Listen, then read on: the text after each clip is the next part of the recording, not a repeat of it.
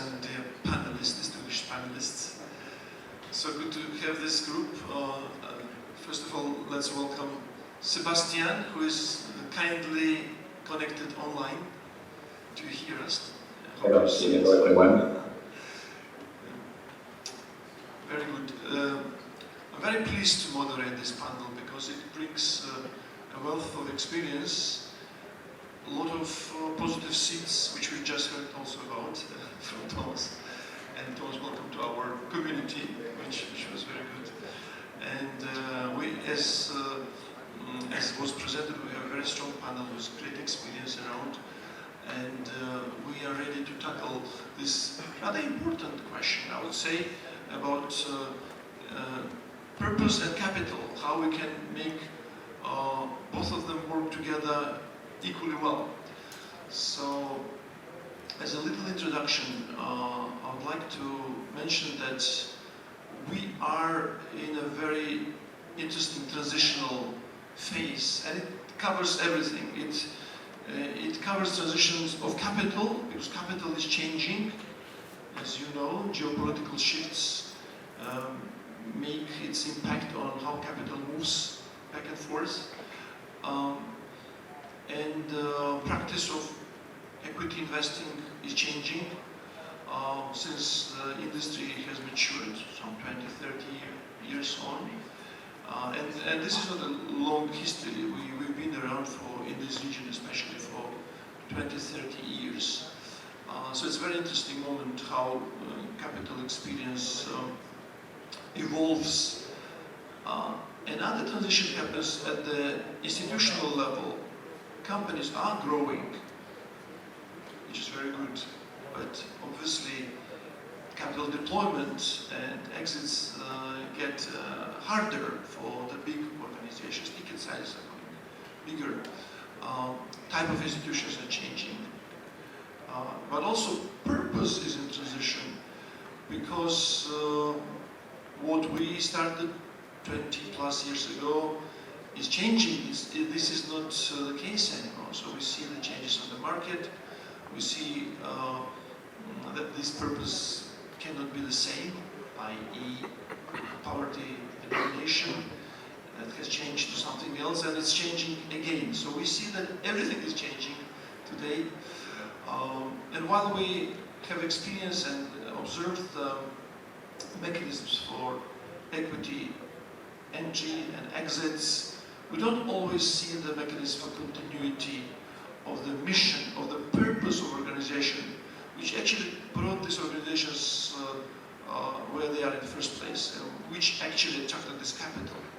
So what should we do to ensure that we protect both investor returns and institutional continuity and purpose? This is a real topic of our discussion. I would like to start with first question to Sébastien and ask him to give us a high-level, global, I would say, overview of processes and events which shape capital deployment and capital movement. What is happening geopolitically, sector-wise, and how do you see capital evolution taking place? Thank you. Hello everyone, sorry for not being able to join you in person. Thank you for MFC and its president for the invitation to speak. So Mirova is a lead impact investor. We have more than 40 billion of assets under management. And as all of you in this room, we have been involved for the last 30 years in building what we call sustainable finance, responsible finance, impact industry, call it the way you want. And it has been very successful. In 25, 30 years, we have been able, through the help of regulations on time, SFTR for Europe, EU Green Deal, with tools as well, SPTA, SPTF, series, on many other elements to build an industry. Now, we have to acknowledge that in the last 5-10 years, there have been a dramatic change in this sustainable finance world, and the sustainable finance industry is today, we could say, a bit lost in where to go and what to do. The change are various, or the challenge are various. From a global industry, we move more and more to fragmented geographical national segmentation. Europe want to finance Europe, Asia want to finance Asia, Chinese want to finance Chinese and not Indian, Indian want to finance Indian and not Chinese. So we see more and more willingness to finance mostly local subjects, not so much international one. Secondly, there has been a backlash on some of the topics that speak a lot to us. Diversity and gender, green financing have been dramatically revisited by a lot of governments and even institutional investors. We all have heard about several organizations like BlackRock leaving the Net Zero Asset Manager Alliance and others. We see also less and less interest for emerging markets from the developed world and less interest for financial inclusion. 20 years ago, a lot of the general public in Europe, in North America, wanted to finance the development of the global south of a developing country. Now more and more they want to finance only the local issue or the local problem. So those kind of dynamics are in the market for some time, but they have been accelerating the last two or 3 years. And this translates into a decrease of the assets under management by asset managers that are involved in responsible industry. Probably some of the asset management companies that are involved in microfinance have also acknowledged that. And the microfinance institutions have to cope with this change. They have strong assets. This is not a new industry. It's an industry that has a strong performance. It's there for a long time, but you have to cope with those elements. What we see as well is that there's, for emerging markets, an increasing role in some region of the development finance institution. You find that, contrary to the private sector, have been able to grow their balance sheets and to develop more funding. But also here, there are more and more push in some specific topic, some specific geographies, under some specific subjects. On top of all of this, in the last 2 or 3 years, a couple of new thematics have emerged. Defense is one subject that is on the agenda, and a lot of institutional investors want to invest in defense. How could you make a sustainable investment in defense? AI as well, it drives a lot of funding, it drives a lot of questions about what is a sustainable AI use, what is a sustainable AI financing. And also some other key elements like critical minerals. So all of those elements need a lot of funding. They are reducing the funding available, the money available for responsible finance. So I think this is a bit the gloomy, if I could say, environment in which we operate. But as mentioned, microfinance industry have also a strong asset to cope with and to be able to demonstrate to cope with those changes. Thank you very much. This was a very helpful overview of the global trends, which definitely affect institutions and the way how capital moves. Let us now engage with audience, and let me try to switch on this poll. Do you see the question? I would like to read it for you. Do you expect access to impact-aligned capital to become easier or harder in the next 3 years? Simple question, but it's interesting how audience thinks about this question. While you do that, while you answer this, I will let you do that, and we'll come back to it later.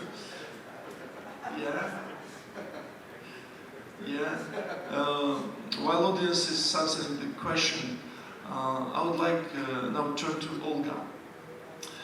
And as a very experienced professional who spent time in impact-oriented or mainstream banks, and who knows very well the distinction between the different institutions from the very important governance perspective. Can you tell us, and also someone who's been with the industry for a long time, can you please tell us how mission is evolving? What is financial inclusion today? How it's changing, where it's heading to? And please tell us, has this mission been accomplished? Are we at the end of the history of microfinance, or is it still there something which we need to look at? So, please. Thank you. Well, first of all, I will explain, because Tomash Consulting doesn't tell anything. Who am I? I am in the industry of microfinance for more than 20 years now. I have worked in Bakuradze Group, I have worked in Finca, which is the global microfinance company, and for several years now I'm sitting on the boards as a non-executive director of different microfinance or MSME-oriented financial institutions in different countries, and my exposure is in Central Asia, Caucasus, and in Eastern Europe. So I have, as Archil mentioned, pretty broad experience in different countries. And what I have observed in this region, really the situation has changed. Microfinance appeared in this region in some countries 20, 30, 40 years ago. And the countries evolved. They are not,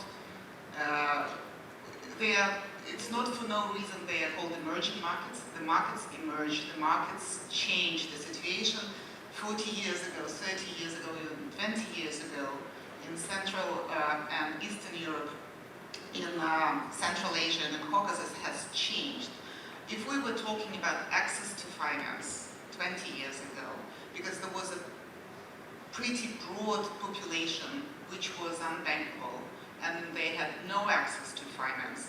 And the purpose of microfinance or impact finance institution at that time was providing access to finance. It was financial inclusion.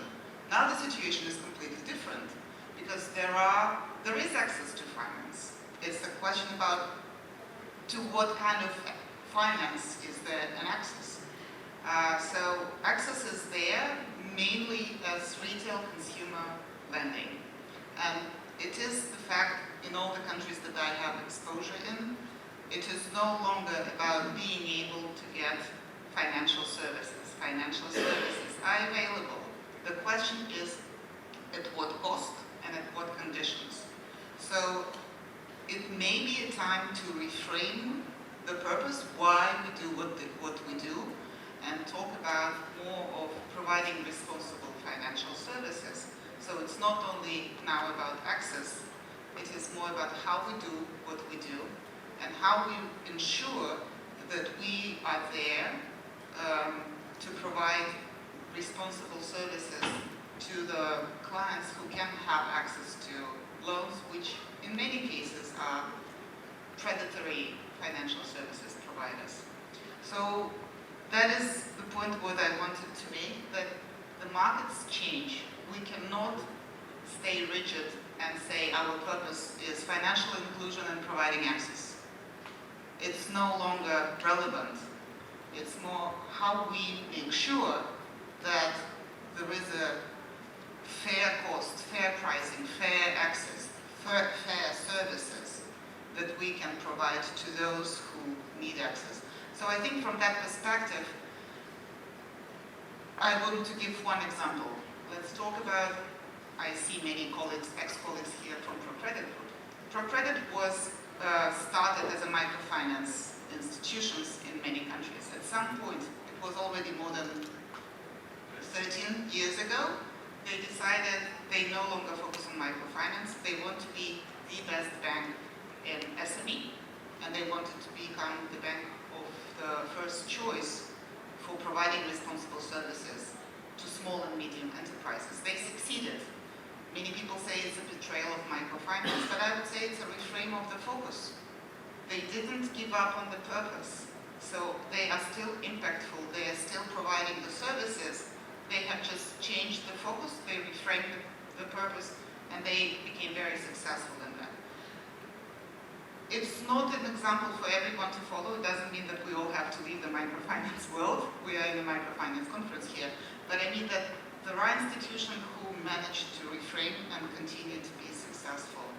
So for the microfinance, I think the main focus is just adapting to the world that is changing. Thank you very much. This is a very strong conclusion, I think, and it's definitely offers a lot of food for thought, because you're right, mission is evolving, and it shouldn't be what it was last 20 years. But there's definitely a need for inclusive finance. It's just becoming different, I would say.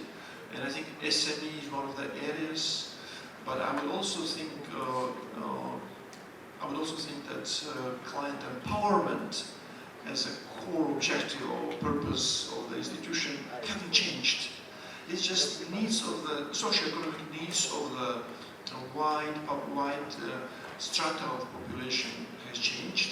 And as long as institutions with that purpose, the same purpose of empowering communities, evolve in the right way, they always stay relevant.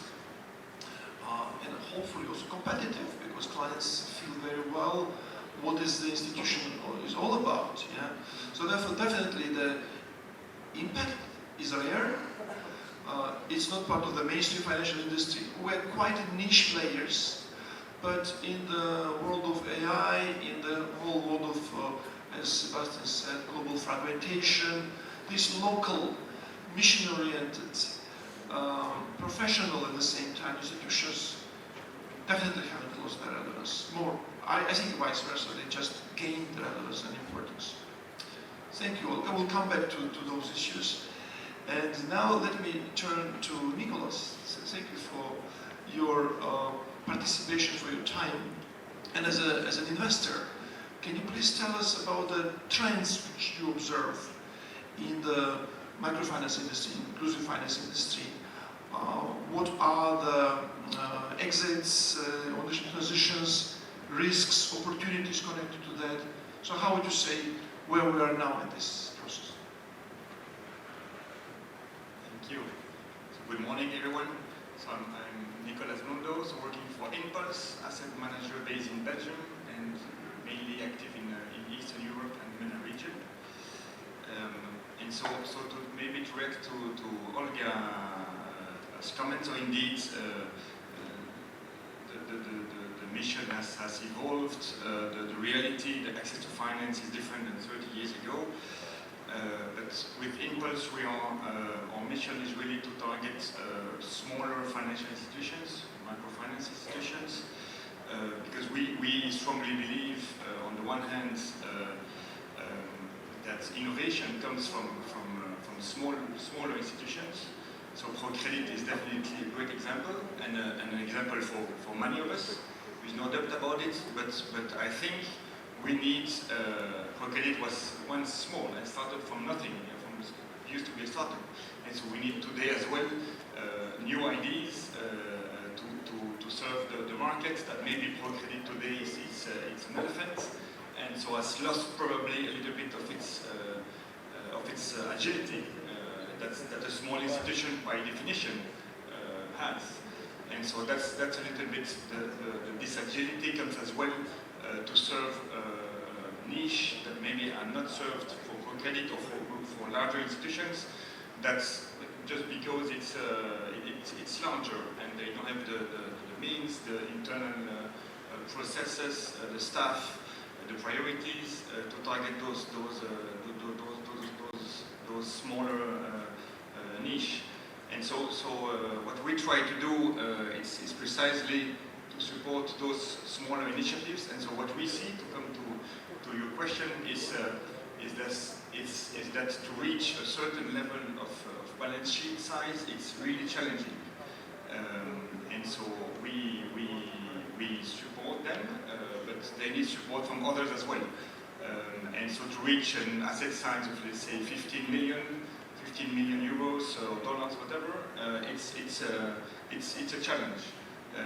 And so there is kind of a valley of death, a little bit comparable to entrepreneurs actually, that they need to cross with the support of, depending on the country, of local banks, of investors, of some social investors. So this niche is not easy, At the same time, as I mentioned, innovations come from there. They have, maybe they can usually target clients which are less served by other institutions. So there is a clear social purpose to that, a social need as well. And those in this environment, so it's important to maintain their strong mission. And so initiatives like this initiative of that CEB showed earlier plays a role because it helps those small institutions to be present, to show them in events like those ones. Of course, investors like the European Commission is key as well to support those actors directly and indirectly with all their tools that they are providing, well, in Europe, of course. So that's maybe the main challenge I would focus is this value of depth of smaller institutions to reach a certain level, because they do add a lot of services to clients which are probably less served by larger institutions. I fully agree, and we saw from practice that large institutions cannot be so client-oriented in a way. So there's a beauty in this diversification, obviously, but what you said about the ease of access to such capital, I think audience fully agrees with you. So 75% of, and now 71%, slightly less, of our participants say that access to impact-aligned capital is not going to become easy. It's become harder. It's a heavy task. So yeah, I mean, majority of people believe this is not an easy task. But I hope it's not an impossible task. And now we have a very interesting development that the climate finance is emerging as a very important source of impact finance in general.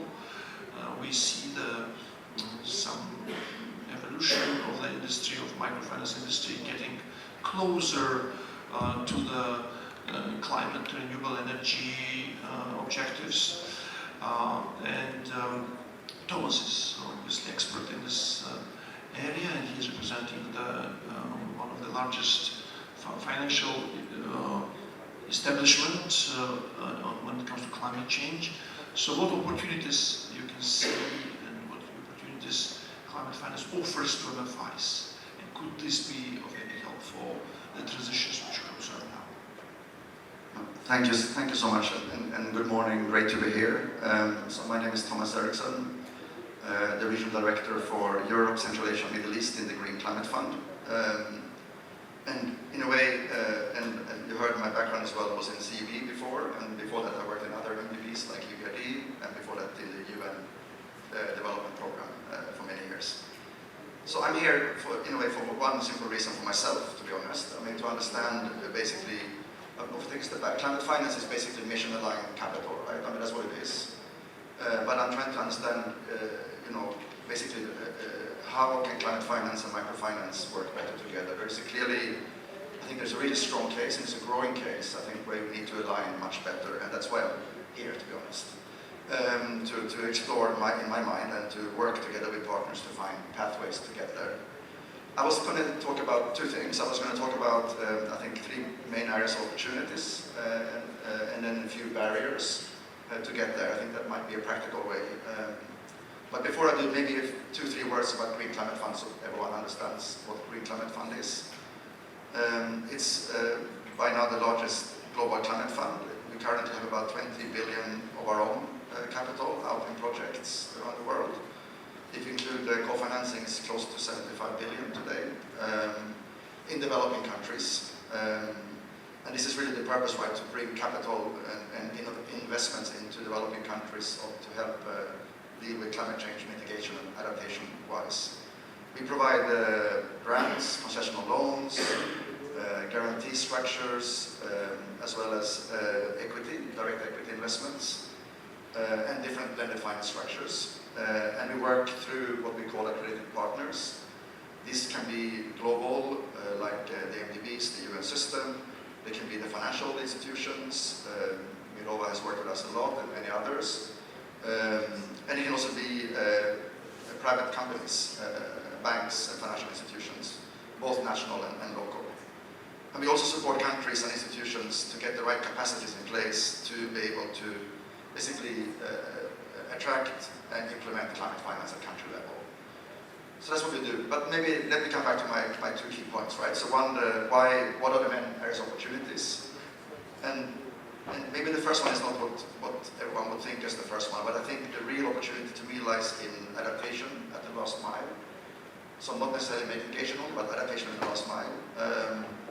It's clear that the climate impacts are of course impacting your clients in microfinance institutions, households, agricultural farmers, small and micro enterprises. They feel the brunt of the impact of climate change. There can be floods, there can be droughts, there can be harder to access water, etc., rising volatility in general. And I think this is exactly in a way the interface that the climate finance struggles to reach, the last mile basically. So I think to me this is where I'm starting from, right? This is where we should really connect. And of course you are the best place of all to translate kind of climate finance into smaller practical investments, as I just outlined, right? It can be housing, resilient housing, can be water efficiency, it can be climate smart agriculture. So to me, this is where we have a strong alignment. Of course, mitigation, so reduction of greenhouse gas emissions remains important. So that's my second area opportunity. I mean, this can be distributed energy or energy efficiencies. You work a lot in this area, of course, already. And it's clearly a central issue in this region as well. So, and there is demand clearly. Insulation, efficient heating, small-scale solar, for instance, right? There can be many areas that we can focus on together there. And the third part I wanted to raise as an opportunity is basically to support the green transition of the MSMEs. The smaller businesses face, of course, increasing pressure. You know that more than anyone, in terms of standards, in terms of regulation and requirements for markets, and this, of course, means there is a risk for MSMEs to be left behind. So I think this is where you also can clearly operate efficiently. I do four quick barriers in my mind, and then we can come back to them later on. If I take a step back then, so why is this not already happening? And I think the obvious starting point is access and scale. The climate funds like mine, we work on bigger programs, we work with accredited entities. There is a difficulty for one individual microfinance institution to be accredited. The second one is around capacity and product development. Climate finance is not automatic, right? It requires defining portfolios that are green and climate aligned, strong climate rationale, and systems to track impact results.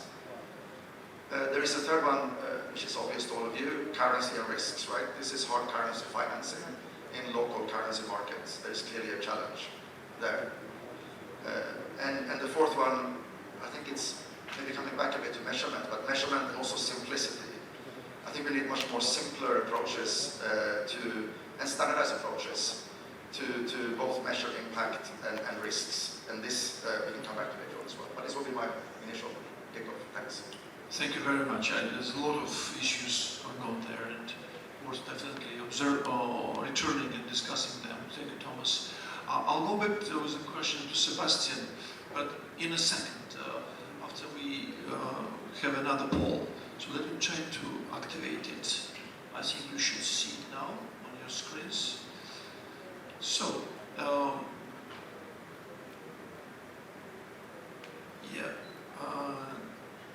no, I think this is the finance largely fulfilled in your country. Yeah, this is a question about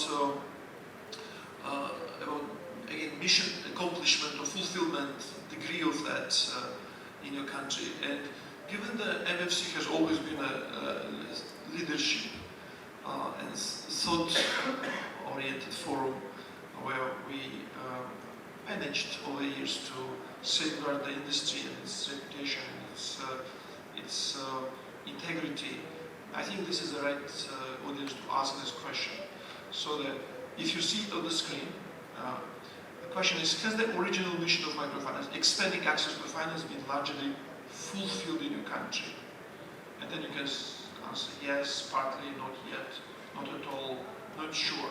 This will give us a good segue to our next questions.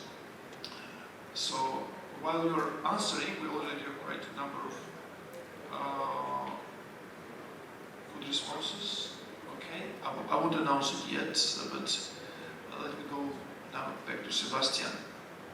So Sébastien, in this changing environment, can you give MFIs an advice what they can do to remain purpose-oriented, to continue their mission, and to do that, how they can access this mission-aligned capital, what they should do to stay in business in the way and shape they are most valuable. And any advice from you would be obviously highly appreciated. Very good and challenging question. I think first of all, you have always to stay as you are. Don't try to sell what you are not. The other will discover at the end that you are lying or not saying exactly what you are doing. So I think MFI should stick with what they are doing with their mission. They always have to ask themselves, indeed, what is the value in this environment with less financial inclusion needed, more global funding needed at the SME level on rethink indeed about what could be the value added in this work. But also, considering what they are doing today, without changing it, they could approach different sources of funding by phrasing, by renaming their portfolio with different dimensions. As Tomash said, one of them is green financing. A lot of MFI have portfolio in climate adaptation and mitigation. They do electric mobility funding, they finance water pumping system, they finance irrigation system. I went in Uzbekistan 10 days ago for the Asian Development Bank meeting, and a lot of the programs there are related to water usage. And this is typically something that we could qualify as climate adaptation to help farmers to cope with less water. On a lot of microfinance institutions are doing that. So indeed, it's not always easy for an MFI to select in its portfolio how much is related to green financing, to agriculture resilience, to climate adaptation. But by doing that, you could still find some specific investor. And the Green Climate Fund is one. We indeed benefit at Mirova from Green Climate Fund financing. It's not easy, but it's a large one. And actually, when I was in South Korea last February at the board of the Green Climate Fund to sell our project, before my presentation, there was a large microfinance institution from Africa, Bakuradze, and they were presenting a program they were doing in Senegal about green financing for a 70 million loan. So quite a large, sizable investment are available for green financing with organizations like the Green Climate Fund. Green is one, definitely, in all its dimensions: electric mobility, sustainable agriculture, water irrigation, water pumping system, and surely energy efficiency. Gender is another one. There's still a lot of investors that pay attention to diversity and gender. So gender is a hot topic in microfinance from the start, and it's still one.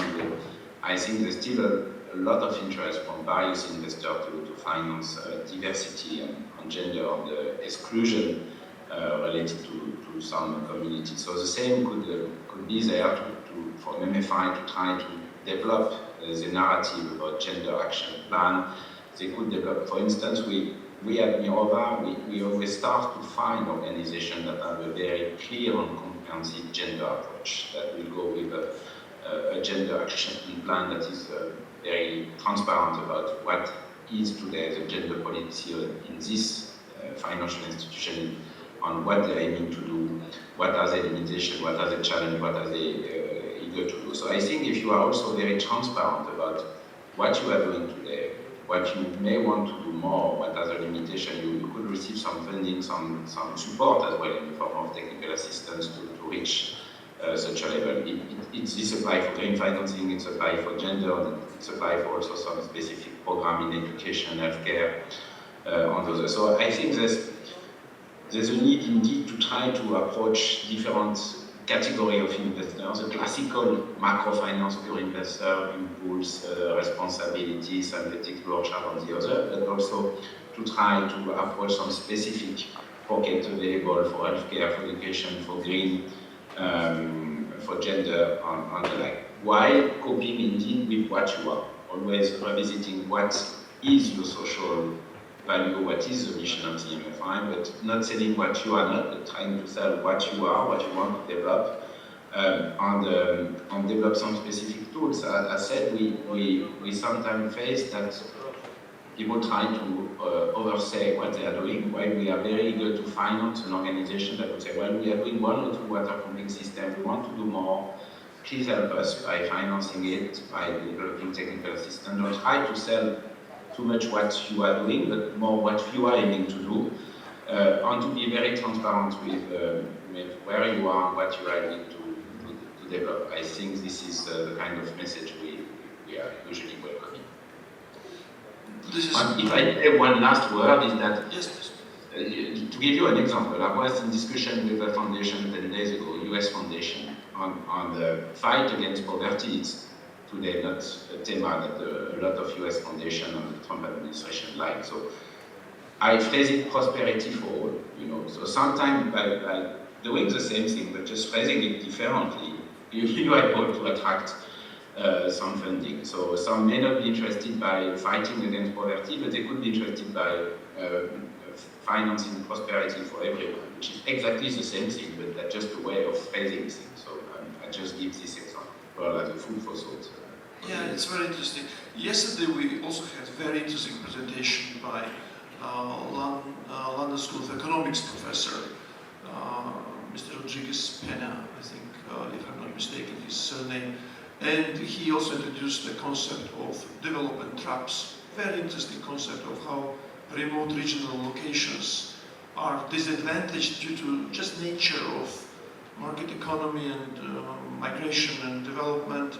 And he showed incredibly unique role which microfinance industry can play in terms of giving access to those disadvantaged places, so economic geographies. And I found this also this purpose of this description very, very appealing. So you're right, we should not oversell what we are, because this is very short-term strategy, but we should also understand very well the value of the industry and try to present it in an authentic way. Although institutions which you listed, on the practical side, none of them actually have a continuity mechanisms. I mean, everybody like the idea, but nobody is providing actual equity to support it. I mean, we know from experience, it's a hard issue. Let me move to another question on Slido, and I'll go back then to Olga. So first of all, let's summarize the answer on that. Whether or not access to finance has been fulfilled essentially. So 36% says yes, mostly fulfilled. I think that's a very good assessment. And another part says 36% says it's partially fulfilled, which means that there is still pockets of financial inclusion which should be achieved. And again, what do we mean under financial inclusion? This has been always a question. Is the fact that people have an access to bank account or plastic card or mobile wallet, is that equal to access to finance? Maybe yes, maybe no, maybe this is just a start of access to finance. And real access to finance can be described when a person or household or business has a financial stability or financial agility to be able to perform whatever they want. So it's about depth of it, yeah? Yeah, no, it's partially taking a lead. Okay, a little bit, yeah. So if I continue working, we can expand the gap. It is. So, one comment here. Yes, we please. have to know, we are talking specifically about the market, which is Eastern Europe, Central Asia, and Caucasus here. If we think about other markets, like in Africa, for example, the situation could be completely different. So that's, yeah. Yes. I will start with the next question. I think you see it on the screen. If the original mission is evolving, what should the new mission of Microfinance be? So you can enter the word, whatever you think, and we'll see the dominant narrative in the group, what people think new mission should be. Meanwhile, let me go back to Olga and ask one practical question as a governance professional. So when we see institutions evolve, grow, and time of ownership transition comes, you know, it's we will see it increasingly because of the timing, of the calendar of our industry in a way. Obviously, there are some ownership practices or governance practices which protect those transitional periods. So, what can you share with us about what best practices could be to ensure that the transitions are smooth, both investors are protected, and institutions are also enabled to continue or to develop their activities? Thank you. So, as a governance practitioner, I would say that people in the supervisory boards are not always, or usually are not involved in the change of the shareholding structure. These are decisions which are made among the shareholders, and supervisory boards are sometimes informed when the agreements are made between the shareholders. But the role of the supervisory board and the governance structure is very clear. They come to make the banks more investable, not the banks, microfinance institutions or MSME-focused financial institutions, to make more investable. How do you do this? By implementing good practices, policies, risk appetite, ESG matters bringing to the institutions. And I have to admit that I found it the most interesting challenge is actually go beyond ticking the boxes of the lenders who provide climate finance, but going an extra mile to really implement those practices in the culture of the institutions. I found it most interesting challenge for the last couple of years. And also making the capital plan, making the investment plan. So in most cases, DFIs who come and invest in the impact institutions, they come for the specific time. They never come for good. They come to exit. And the horizon is usually 5 to 7 years. So there is a practical matter here to prepare the institution for the change of the shareholders. This is something that does not come unexpectedly. This is something that could be planned in the beginning of the relationship.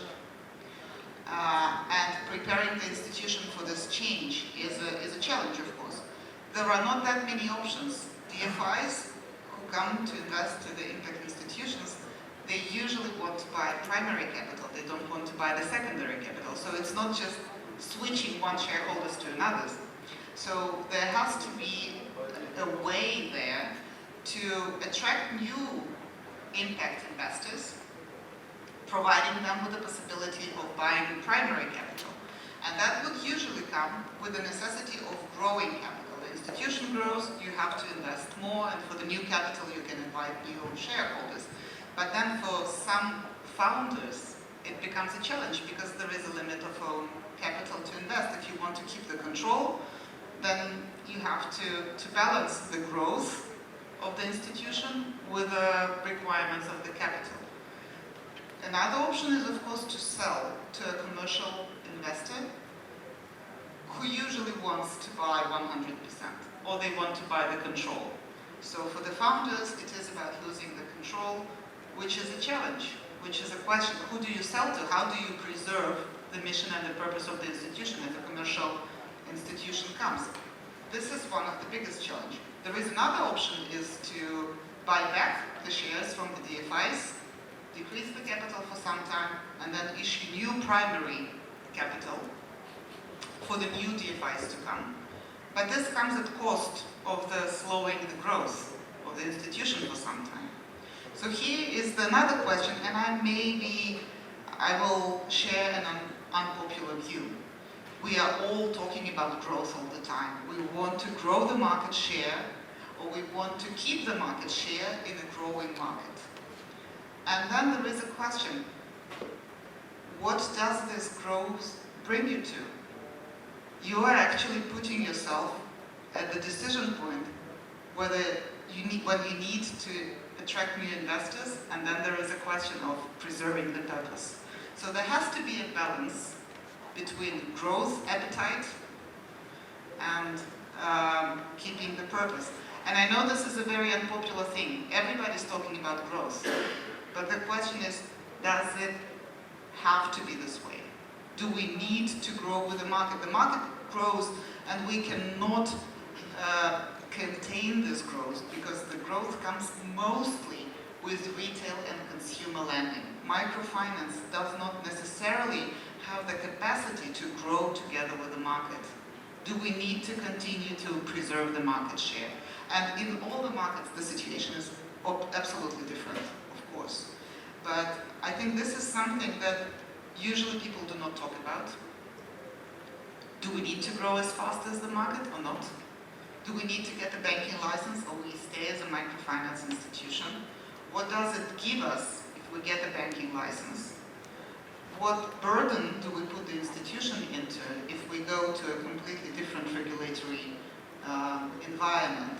So there are many questions in front of the microfinance institutions for the purpose of preserving their mission and their values and their purpose.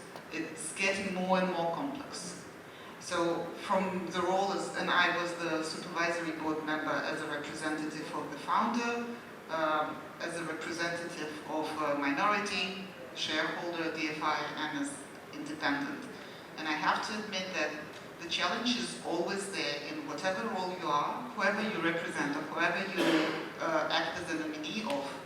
The challenge is always there. When it comes to the capital questions, preparing the institution for this capital change is always a challenge. It's never easy, and it's getting more and more difficult, for sure.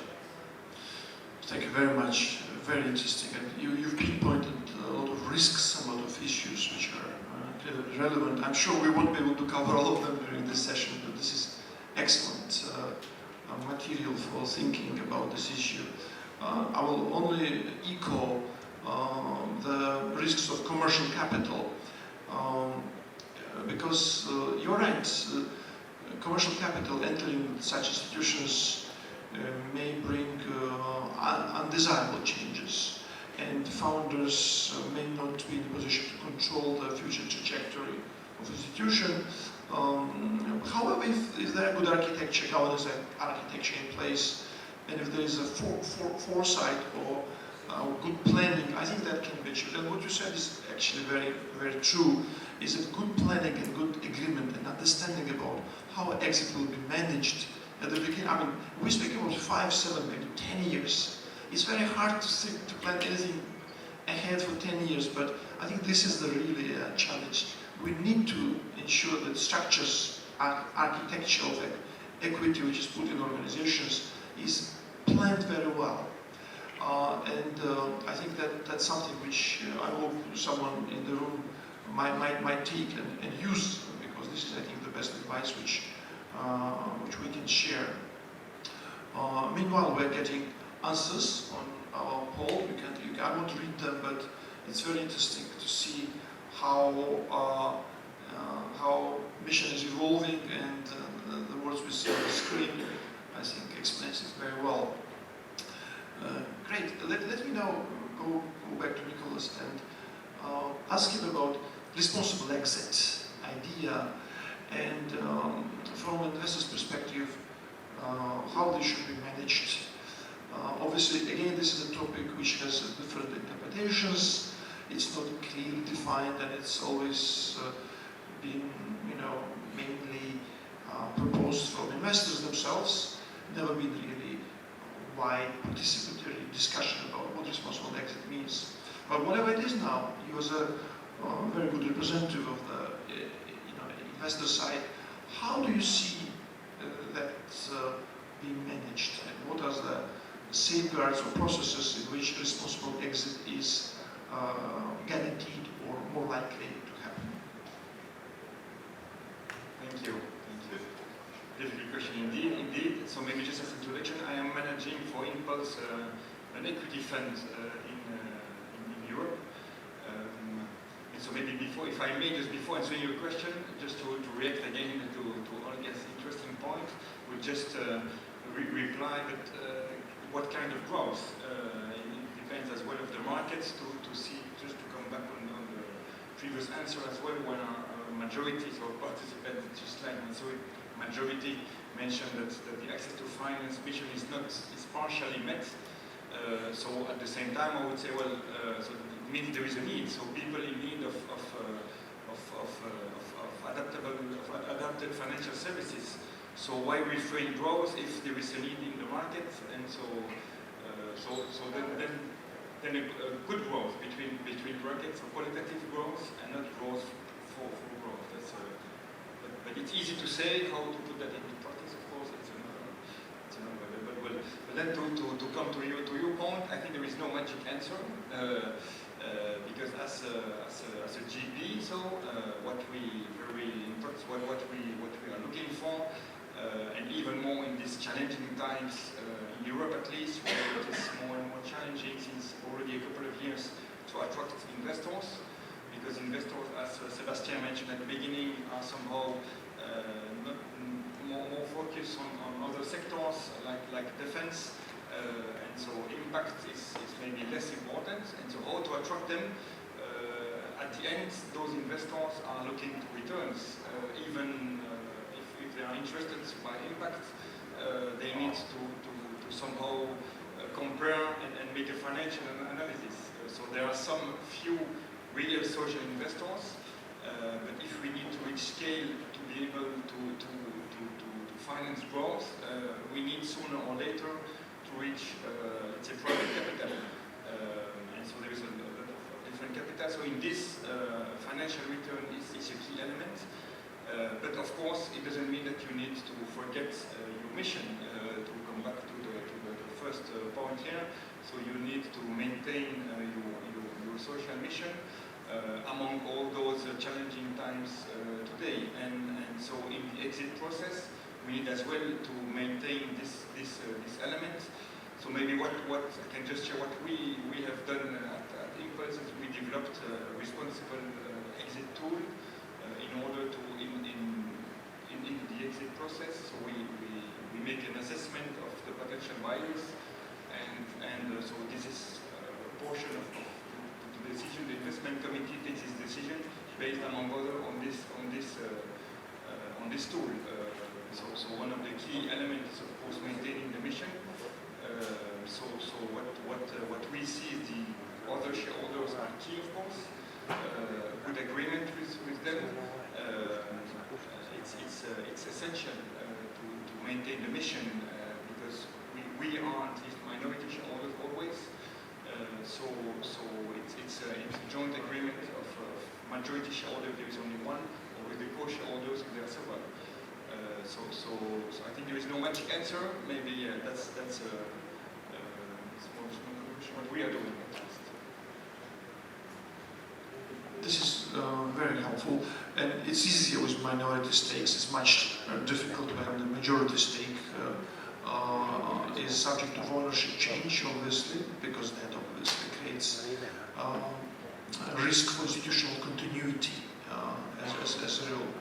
But at the same time, I'm optimistic, and while we say that access is difficult, there's plenty of money around.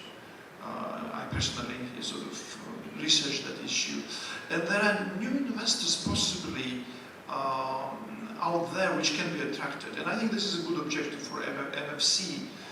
I know that because I'm on the council of the MFC, we are thinking about expanding investor universe and people who participate here, because generation of investors are changing, family offices are emerging. There's a new capital which is not just commercial capital, but people who are like organically grown wealth creators, they also want some sort of a mission-aligned, purposeful investments. So I wouldn't say that there are no hopes. It's just a lot of work, introductions, engagement needed to expand the investor universe. And in a way, if we manage to do that, the original mission of GFIs and IFIs would be fulfilled, because the first stage of creation of the industry, of governance improvements, of shaping it in the right way, sort of was successful. If we ensure continuity with new money, that's exactly what everybody wants. So therefore, well, it's very hard, but I'm not pessimistic about it. And yeah, I want to add one comment, and I think that many institutions face this challenge because there is a limitation of DFIs not buying secondary capital. yes. And the reason is, for the DFIs, they think that their impact is limited if they do not provide new capital, if it is. But I think this is something that needs revisiting, because actually by providing buying the secondary capital, you make sure that the institution is not forced to be sold to a commercial investor who comes and changes the purpose of the institution. So this is something of a kind of a solution, because this is an impact as well. Preserving institution from being sold to a commercial owner who is not interested to save the impact purpose. This is something to do. I know it's difficult. We cannot force DFIs. We cannot, it's a very stable practice which is there for years. But in the markets which have already developed, it is a challenge. And this is something to be considered. It's always easier to go to the markets which are growing. In microfinance is growing, and always give a new capital. But there are markets where secondary capital should be also a target, and this would help to preserve the purpose. But there is a legitimate fear among DFI. I cannot, I don't know if we have DFI representatives here, but there is a legitimate fear of secondary shares and continuation vehicles. Is a problem because what we don't want to see is we don't want to see the equity pyramid. So if we have assets which are not are not liquid, DFIs are fearful to create this artificial liquidity mechanisms just to cover their mistakes. And they're very careful with that. Therefore, we need to have a healthy transitions. And unfortunately, I've also worked on this issue, and it's very difficult to change it in the mind of DFIs. And I understand them very well in that. However, they're open for fresh equity. They may be partly open for secondary equity, partially, if there is an element of new objective ownership transition and new capital, which I think we have to see how practice will evolve. Let me now go back to Tomash and ask him if he has anything to add in terms of governance, ownership transition, responsible exit practices from a climate perspective. What should we know about what's happening from aligned green finance point of view? And then after your answer, we'll go back to all four of our panelists with one question for very brief answer, and this will be end of our panel. So please, it's your turn. No, thanks a lot. And maybe coming back a little bit to what we just talked about, mission and so on, just before I jump into what I want to say, right? But I think the key part from how I look at mission as well, right? I mean, in no way would I believe that microfinance institutions should become, the climate finance investors per se, right? The key, also from what I'm trying to say, is that you should start, of course, with what your clients need already. You already have the relationships, and in a way to get to a climate finance perspective from an MFI, especially to start by aligning the existing demand to climate outcomes. And MFIs do a lot already, but might not capture it in that way, right? I mean, MFIs are really at the forefront of inclusion and resilience, and I think this is the starting point in my mind. But to come back to your question, right? I mean, maybe from a climate fund perspective, and this applies to GCF and also other similar bigger structures in terms of climate finance. What would be what would be needed from an MFI to be able to access? Maybe that's a good way to answer your question. And how can one get there? I can do it quite briefly. I was taking a step back trying to do this in my head the other day as well. I came up with 6 capabilities I think that MFIs would need to be able to access climate finance. Maybe I run through them quickly, we can talk more about them, you can grab me if you have questions. But the first one I think, and it's an obvious one, right? Some kind of strategic clarity on what is climate green from the MFI perspective in a way that I just outlined it. What is it? So it's not a pilot activity, but it has to be a clear rationale and a clear investment strategy aligned with the core business of the MFI that links back to climate and green. The second one, I think, it's very much linked to this, of course, is to have the pipeline and the product design aligned to this. Climate finance, basically, it flows to assets, not intentions, it's obvious. And I think this is really what we need to keep in mind here, right? So identifiable and potentially scalable climate pipeline would be the key thing to develop if you want to go this way. There is a need to understand, and this is my third one, climate risk and impact management. So find simple but credible indicators to show this. Can be energy saving, can be emission reduction. This can be simply modeled actually in very basic applications, or benefits of resilience, for instance. But I think the key is some kind of consistency and credibility on this. The fourth one is to be ready to partner, because I think, and I come back to this, my last point on the pathways, MFIs will need to work together with peers, with aggregators, with other fund structures, to be able to access climate finance in an easier way. And this can also be shared standards, reporting structures, impact models, and so on as well. The fifth one, governance and compliance. Climate finance comes with expectations. It's public money, taxpayers' money, typically from a few developed countries that flows to developing countries. So strong fiduciary standards, ESS standards will be for sure required, right? And it's also the way to signal that it's investable. And my last one on this, what I thought would be capabilities, is basically to look for simplicity rather than complexity, right? So not over-engineer very complex structures, but to really embed climate into the existing operations. Can I do 2 quick pathways? Yes, please, yes. Because I Very interesting. just want to end with this. It's not taking long, doesn't take long.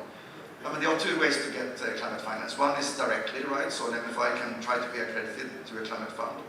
This will not be an easy journey. I mean, looking at the size and the complexity in the accreditation structures often. I think the better way, and the way I would recommend, would be to look for partnership models. And this can either be, and maybe the first step is to work with already partners that are accessing climate finance through GCF and so on, and to kind of develop a structure with them. And over time, perhaps also look at, is there a scope for several MFIs to come together in a regional, sub-regional, or thematic ways to set up their own, in a way, aggregator structure.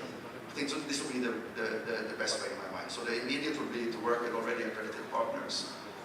Consider setting up their own aggregator over time.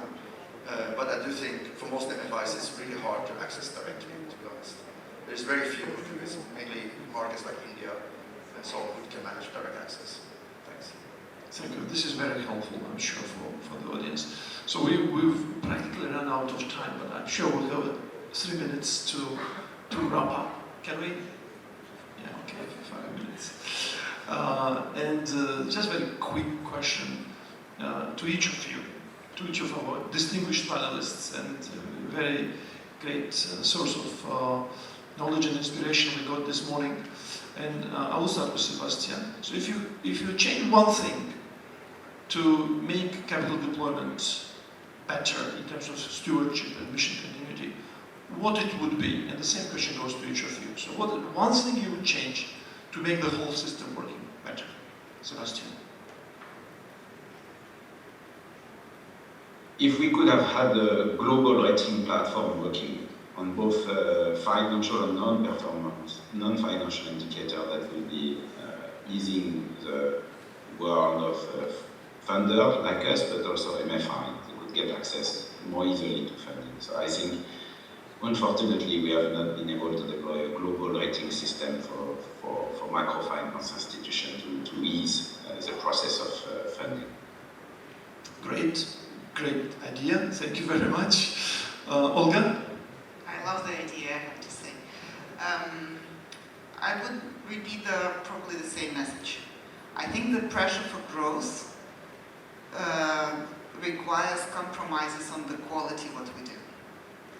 I think it is better thinking on growing into better services for the selected segment, which is underserved by other financial institutions, rather than expanding geographically or expanding by numbers. And I see it in many institutions that the pressure for growth requires certain compromises and increases the pressure on capital as well. And sometimes it is worth considering. It is worth just stopping and thinking, what does the pressure for growth bring us to? And I understand that in most cases there are still underserved communities and we want to be available for them, but there are markets which already is saturated. So if you have a saturated market, I would encourage, think about where you want to grow, how you want to grow, what specifically you want to do for the selected customers without compromising the quality. I would go in the same direction as Sébastien. We have IFRS for financial. Let's have something similar for social and environmental. I will give myself homework. I like to, I'm Swedish Finnish, we like to punish ourselves. So I will give myself homework. So to me, I will really, for myself, I will really push to see what I can do and what we can do to bring processional climate capital to be deployed with greater intentionality at the last mile. So often you stop at the one level above the real client, right? So I think this is really what is the problem to some extent with climate finance or with development finance. So really the real test should be, does it really reach households, farmers, micro enterprises in a way to be resilient? And I will put that on myself to try to work. Great. I think these are very good ideas that could be turned into plans. Our core narrative is responsible finance on this session, and responsible finance is not only about microcredit loans, it's about empowering customers, it's about building their capacity around enterprises, around their financial resilience, around their climate-related risk management. And the infrastructure is there. We have a wonderful network of clean, well-functioning, transparent financial institutions which deliver this service at the last mile. And I think it's everybody's interest to keep it going and keep it moving ahead. And once again, thank you very much for these wonderful inputs. I'm sure there's a lot to be done in terms of ensuring that a capital system is functioning successfully. So we don't see exceptional cases when returns and continuation are achieved. This shouldn't be like exceptional cases. It should be by default the structure, the policy of institutions, accountability of investors should be in place to make sure that we deploy capital, we transition ownership, not only avoiding affecting the community, but helping the sector to develop further. So with this note, with this question mark and thought, I would like to thank once again panelists. Thank you for your attention and engagement. I'm sorry to interrupt, but perhaps we have some time for one or two questions from the audience. So I'm happy to share the mic. Sorry for that. Okay, if you have any questions, would you like to raise your hand? Yeah. Good morning. My name is Jaime Duran. I work in the European Commission. I'm in charge of the microfinance sector in EU27. And well, first I want to congratulate the panels. Very interesting discussion. Made me think a lot. And I want to share a message. I'm really sorry, but I have to say something. If you have doubt about your mission, okay, don't. Why? the main priorities in the European Commission, okay, in the most important policy document, the European Pillar of Social Rights, are reducing gender gap, okay, women, main priority, employability of vulnerable groups, people living with disabilities, rural communities, Roma people, young needs, all of them, vulnerable people, training the vulnerable people, and poverty reduction. Poverty reduction. So don't be ashamed. Now don't be fancy and change their mission and put something really nice. Go to the roots. And if you have any doubts, we have a poverty strategy, the first European poverty strategy. You know what's the role of microfinance in this strategy? Poverty reduction. So if you have any doubt, in the EU, we are going back to the real microcredits, to the Yunus approach. That's why we're going to do the impact, because we're going to measure your work regarding the European Pillar of Social Rights. Yeah, we're going back to the roots. So don't be fancy. They're now, I see, trying to move to SMEs. That's fine. If you move to SMEs, good for you. But you're not part of us anymore. Okay? So you're not going to be our guarantees. You're not going to meet everything. It's the first time that we have a European sector really cohesive. We have MFC, by the way, fantastic job with the conference. European Microfinance Network, CB, EIF, EIB, all together, coordinating the impact, coordinating the support organizations. The community of practice is one example of many. We're going to have a reporting platform for social impact, where all the institutions can report there and get a certificate. So in a moment of doubt, keep your social mission. We're going back to Yunus. Okay, this is the U27. So now, that's what I want to say. Thanks, I'm going to give two examples. One is this credit. She's here, Martina. Small institution, Bulgaria. Okay? She's supported by CB, EIF, EIB. I presume Impulse in the, at some point, no, Impulse not. So, a small institution, and now we're helping them to grow. And she has been invited to many meetings in Brussels. And she has been visited by our directors. She's now supported by the Fund of Funds for the ESF Plus program there. So she's shown as an example in the whole of Europe, small institutions in Bulgaria. No, it's true. And you know what she does? She works with NGOs, she works with people in remote areas, she works with vulnerable people. Another example, a small NGO in Spain, working with third country poor women, just women. This institution was in the panel with CB, EIF,